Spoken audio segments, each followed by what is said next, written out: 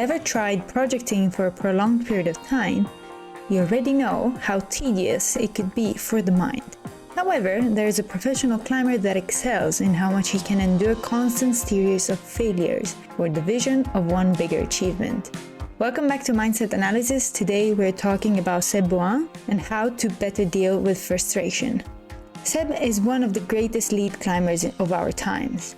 He climbed 60 routes ranging between 9A and 9B+, and established the second 9C with DNA.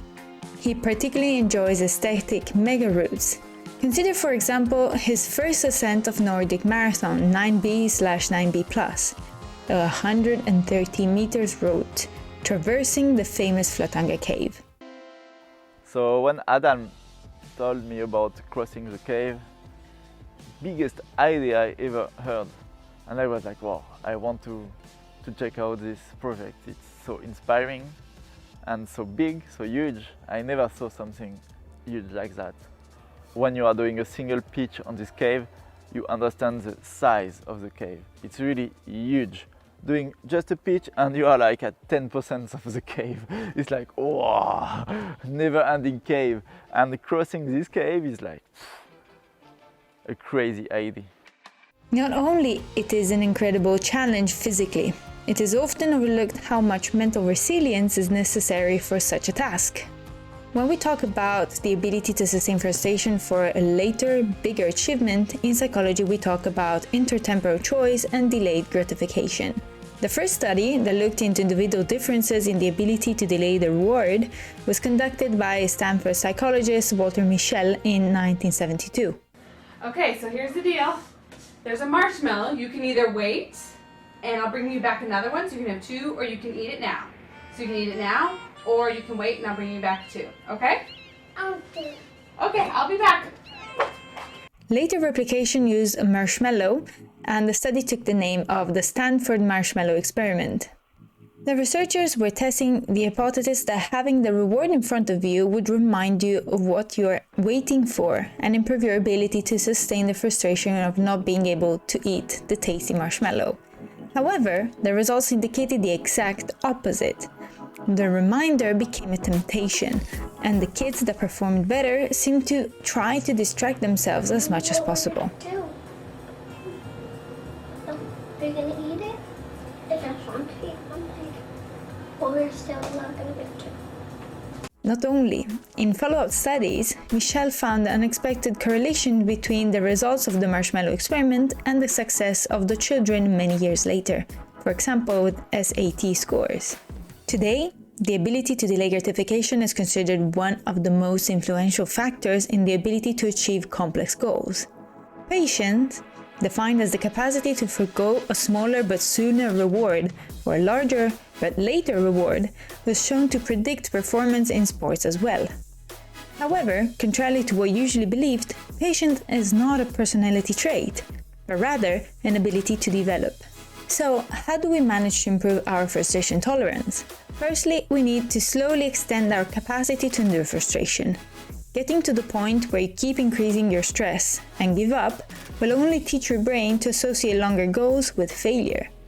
This will decrease your confidence and bring to attentional biases in which you pay more attention to failure than to small successes. If you never projected before, find something that still feels very hard, but you feel you can achieve in 2/3 sessions. Then slowly increase the mismatch between your ability and the ability required to send your next project. One of the biggest mistakes that people do is to only project climbs of the next grade. Train your frustration management with easier climbs or on styles that you're not as familiar with. Of course, remember that projecting entails an increased amount of physical and mental stress, and you should take proper rest to maintain performance and health. While you work on your mental endurance, you can also improve your ability by modulating factors that influence your level of frustration. Optimize sleep, diet, and quality of rest. These factors are the basis of your level of arousal, and if you overlook them, it will be much more likely for you to lose patience. Learn to make a better assessment of your abilities and time prediction for your goals. Remind yourself the cognitive bias of planning fallacy and the deceiving perception of progression linearity. This way you can find the sweet spot of something that is just out of your comfort zone but is not killing your psyche. Consider also reframing your expectations. Learn to manage the emotional reactions of frustration. Use self-compassion to allow yourself to have a more pragmatic and constructive self-talk. Learn to accept negative emotions and to exploit them. Frustration can be used to increase your level of arousal and improve performance. Be strategic. If you find little improvement because of a crux, use the low point technique to keep perceiving a progression. Learn to appreciate secondary goals. Of course, it's important to appreciate improvements during your projecting sessions. It could be being able to make moves, new links, but also your ability to rest and recover. However, it happens very often that you notice very little improvement. How do we deal with that? We can learn from Seb's process of working on DNA. From when he bolted the route in 2019, Seb employed 3 years of effort, 250 attempts and almost 200 days on the wall.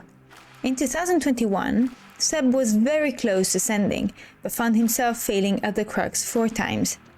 He noticed that, in his mind, less and less space was left to the enjoyment of the climb, and his focus was more and more on the send, making him feel more frustrated and with a sour mindset. What he did was to strategically work on easier side projects. This helped him changing his mindset, retrain his brain that he can achieve, and refocus attention on the enjoyment of climbing. I am so much attracted by a steep wall like that and an endurance route like that. So I am just happy to climb on it. It doesn't matter if I succeed or not. I'm just happy to fight and have fun. And I think for such a big project is the key point. Do you have fun? If yes, you will just find a good process.